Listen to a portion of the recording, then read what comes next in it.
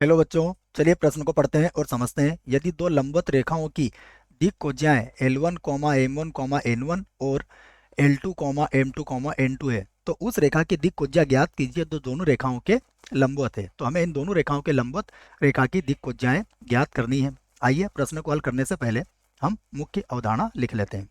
तो प्रश्न के लिए मुख्य अवधारणा, जिसकी सहायता से हम इस प्रश्न को हल करेंगे। तो मुख्य अवधारणा, मुख्य अवधारणा में हम इस बात को कहेंगे कि यदि हम बात करें ए सदिश क्रॉस बी सदिश की, तो यह सदैव सदैव सदिश ए तथा सदिश बी के लंबवत होता है या लंबवत होता है। यह बात आपको याद रखना पड़ेगी, होता है। कुछ इस प्रकार से समझिएगा इसको कि मान लीजिए हमारे पास ये सदिश यहाँ पर ए है, यहाँ पर कोई सदिश बी है। तो हमारा जो सदिश होगा वो ए और बी, जो ए क्रॉस बी बनेगा, ए क्रॉस बी, मान लीजिए यहाँ पर ए है और यहाँ पर बी है। तो ये जो ए क्रॉस बी बनेगा यह इनके लंबवत होगा, या तो इसकी दिशा इधर होगी या फिर इसकी दिशा इधर होगी। वो निर्भर करेगा कि ए और बी के मध्य कोण की दिशा हम क्या ले रहे हैं। ठीक है, तो ये बात आप समझिएगा। अब हम यहाँ पर बात करते हैं, हमें दो सदिश दिए हुए हैं जो परस्पर वह भी लंबवत हैं। तो हम मान लेते हैं, माना माना सदिश ए, सदिश ए को हम इस प्रकार लिख सकते हैं L1 आई कैप, उसके बाद M1 जे कैप और N1 के कैप। ये हमने ए के बराबर ले लिया। यहाँ पर सदिश बी ले लेते हैं, तो सदिश बी होगा L2 आई कैप, उसके बाद प्लस M2 जे कैप और N2 के कैप। ये दो दो सदिश हमने ले लिया। अब यहाँ पर क्या करेंगे, हम इसका ए क्रॉस बी निकाल लेते हैं।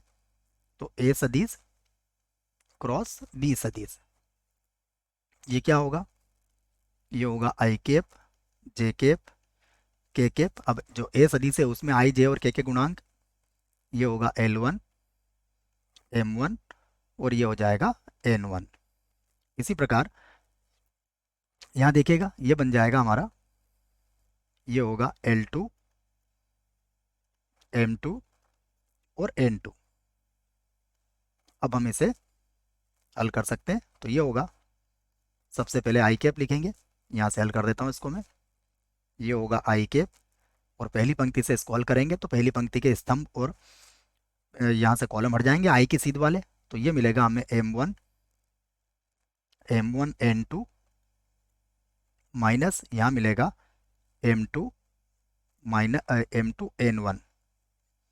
उसके बाद माइनस जे कैप करेंगे इसको, माइनस का जे कैप, और इसकी सीध के पंक्ति और स्तंभ को हटा देंगे। तो ये हो जाएगा L1 N2।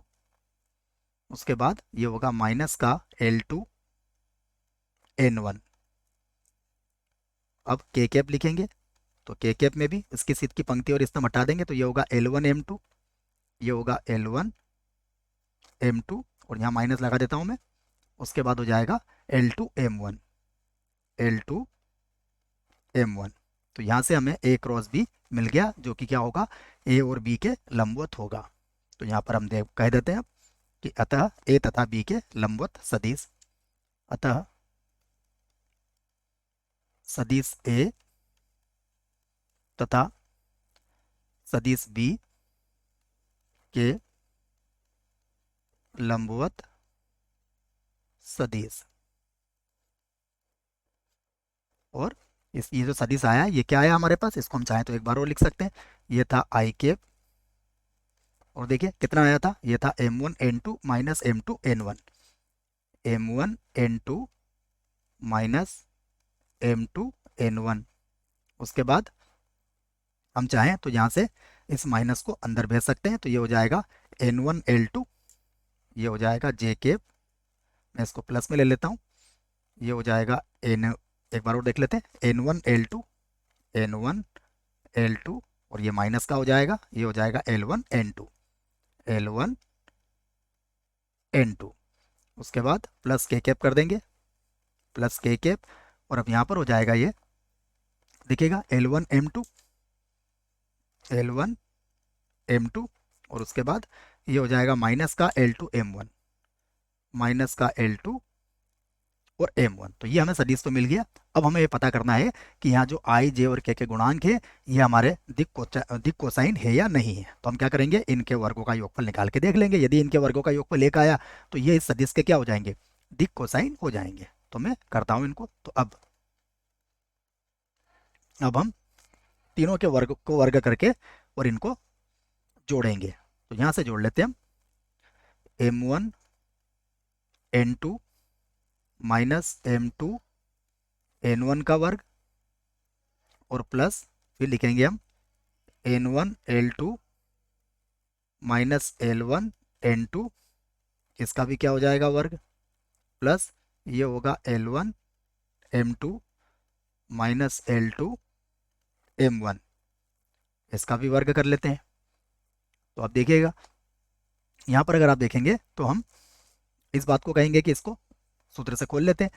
तो ये हो जाएगा M1 का वर्ग N2 का वर्ग माइनस ये हो जाएगा 2M1 M2 N1 N2, उसके बाद प्लस ये हो जाएगा M2 का वर्ग, ये होगा M2 का वर्ग और N1 का वर्ग, उसके बाद प्लस अब यहाँ पर देखिएगा ये होगा N1 का वर्ग L2 का वर्ग माइनस का 2, ये हो जाएगा N1 N2 और L1 L2, उसके बाद फिर प्लस लगाएंगे तो ये होगा L1 का वर्ग और ये हो जाएगा N2 का वर्ग।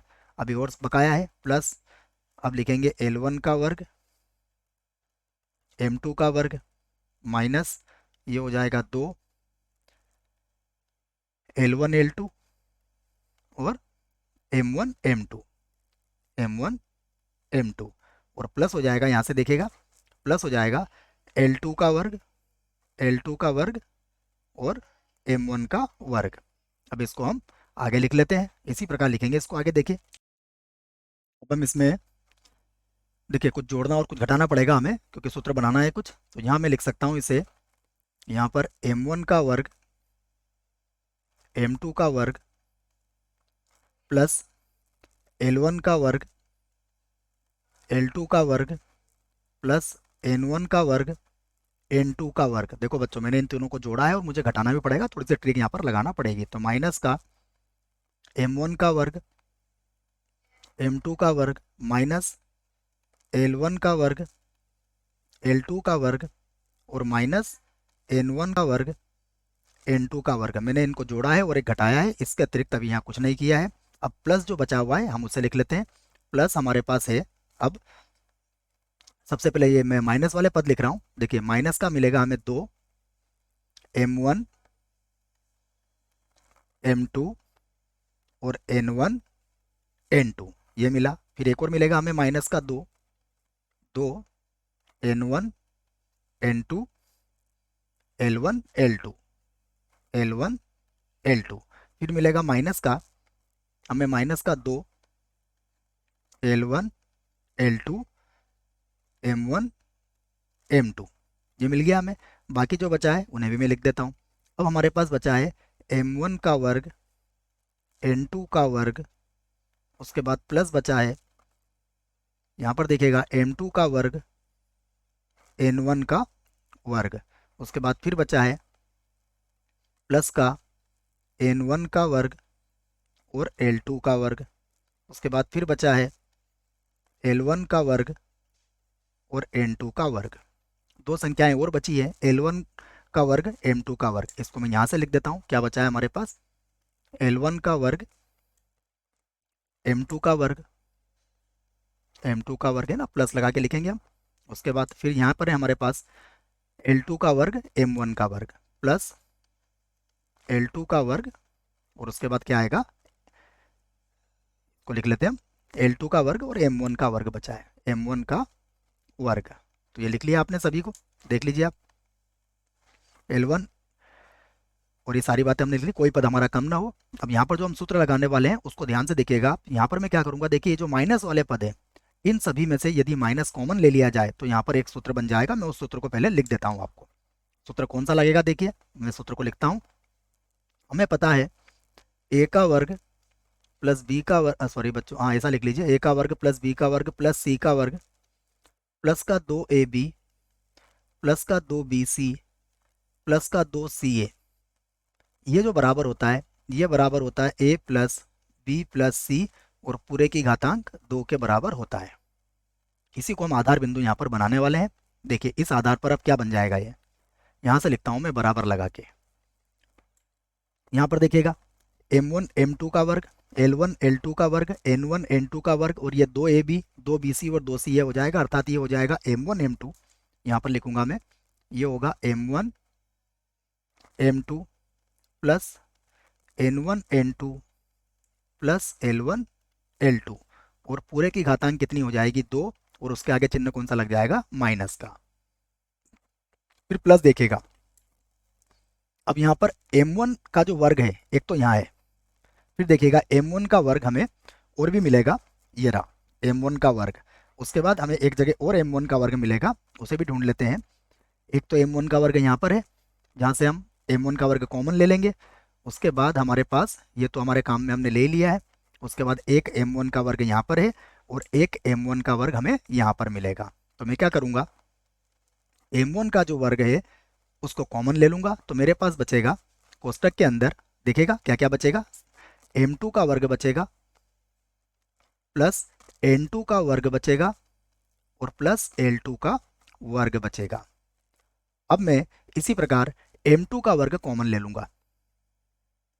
यहाँ पर हम m2 की जगह, m2 तो ले लिया है बच्चों, अब हम l1 का वर्ग यहाँ से कॉमन लेंगे। देखिए फिर हमारे पास 3 पद बचे, l1 का वर्ग, तो फिर से हमारे पास मिलेगा हमें m2 का वर्ग, n2 का वर्ग और l2 का वर्ग, ये मिल जाएगा। फिर प्लस लगाऊंगा, देखिए m1 हो गया, l1 हो गया, अब n1 का वर्ग आप कॉमन ले सकते हैं। n1 का वर्ग कॉमन लेंगे तो फिर मिलेगा आपको m2 का वर्ग, n2 का वर्ग और l2 का वर्ग यहाँ पर मिल जाएगा। इसको समझ भी लीजिए आप, ये कैसे मिला। देखिए हमारे पास अगला पद अगर आप ध्यान से देखें तो l1 का वर्ग l2 का वर्ग, यदि आप l1 का वर्ग कॉमन लेंगे तो यहाँ के लिए कितना मिलेगा, l2 का वर्ग। उसके बाद यहाँ से देखिए यदि आपने l1 का वर्ग कॉमन लिया तो n2 का वर्ग मिलेगा और एक पद आपके पास इधर है, यहाँ से अगर आपने l1 का वर्ग कॉमन लिया तो m2 का वर्ग कॉमन निकल जाएगा। तीनों में यही स्थितियाँ बनेगी। अब देखिए बराबर क्या हो जाएगा, हमें क्या कहा गया है समझिएगा आप, प्रश्न में हमसे कहा गया है कि दो लंबवत रेखाओं की दिक् खोज जाए, तो अगर ये लंबवत है तो L1 L2 M1 M2 और N1 N2 का मान सदैव 0 के बराबर होगा और दिक् कज्जाओं में जो वर्गों का योगफल होता है वो कितना होता है, सदैव 1 होता है। ये भी बात हमें पता है, तो यहाँ से यही बात मैं लिखने वाला हूँ। देखिए अब ये हो जाएगा किसके बराबर, ये तो हो जाएगा 0 के बराबर। उसके बाद प्लस यहाँ पर होगा M1 का वर्ग, उसके बाद ये किसके बराबर हो जाएगा, 1 के। फिर होगा L1 का वर्ग, दिक् कोज्जाओं के वर्गों का योगफल सदैव 1 होता है, ये भी 1 के बराबर। और n1 का वर्ग ये भी हो जाएगा 1 के बराबर। और फिर से देखें तो फिर से इनका योगफल किसके बराबर हो जाएगा, 1 के बराबर। तो अर्थ यह हुआ कि हमने जब i के गुणांक, j के गुणांक और k के गुणांक के वर्गों को जोड़ा तो योगफल कितना आया, 1। और ये तभी होता है जब ये क्या होते हैं, इसके दिक् कोज्जाएं होती हैं। तो मैं अब यहाँ पर लिख सकता हूँ, अतः अतः लंबवत रेखा,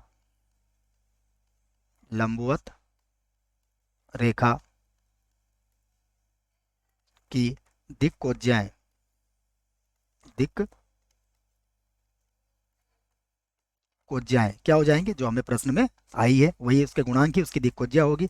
तो सबसे पहले क्या होगी, यहाँ पर लिख लेते हैं m1 m2 minus m2 n1, m1 यहाँ से लिख लेता हूँ मैं, m1 n2 m1 n2 minus m2 n1 m2 n1, ये पहली होगी। फिर कॉमा, अगली होगी n1 l2 n1 L2 minus ये हो जाएगी N1 L2, सॉरी बच्चों L1 N2 माइनस का L1 N2।